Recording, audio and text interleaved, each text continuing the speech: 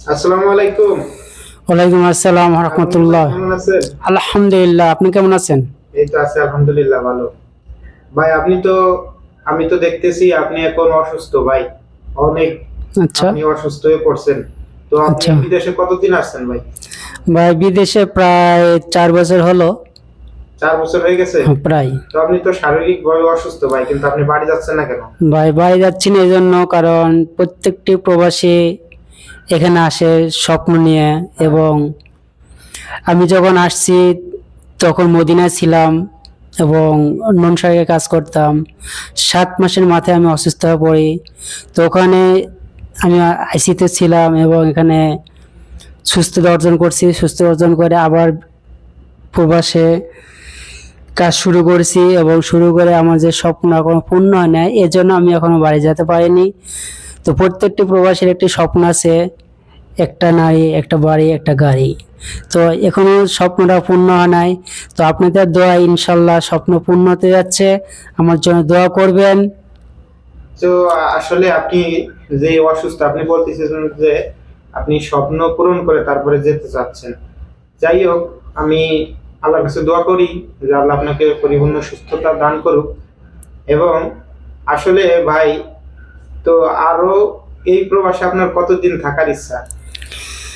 আলহামদুলিল্লাহ, ভালো একটা প্রশ্ন করছেন।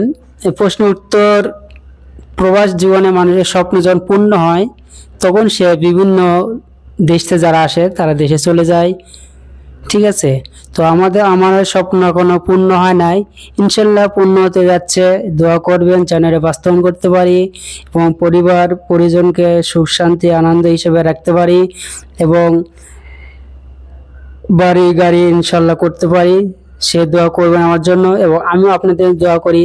এবং যারা প্রবাসী আছেন ভাই, অনেক কষ্ট,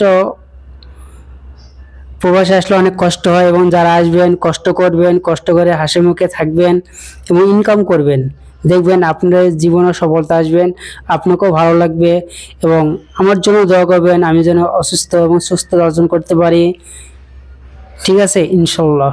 তো এখন আমি আর একটা কথা বলতে চাই যে আপনি তো দীর্ঘ বছর ধরে আপনি প্রবাসে আছেন, এখন কি আপনার মন চায় না যে আপনি ছুটিতে দেশে যান? ইনশাল্লাহ, হ্যাঁ, আমি ছুটিতে ইনশাল্লাহ দেশে যাব প্রায় আর 7 থেকে 8 মাসের মধ্যে ইনশাল্লাহ।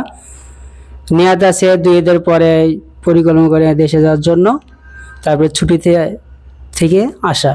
প্রিয় দর্শক, দেখতেই পেলেন আমাদের এই যে বড় ভাই, তিনি এই দীর্ঘ প্রবাস জীবন পার করছেন। আসলে তিনি কিন্তু শারীরিকভাবে অসুস্থ।